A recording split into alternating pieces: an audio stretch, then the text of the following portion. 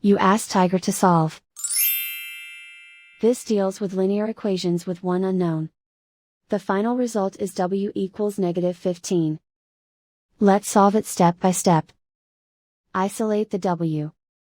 Divide both sides by -3. Cancel out the negatives.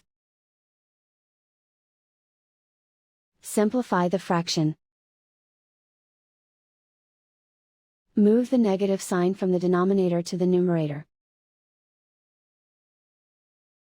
Find the greatest common factor of the numerator and denominator. Factor out and cancel the greatest common factor.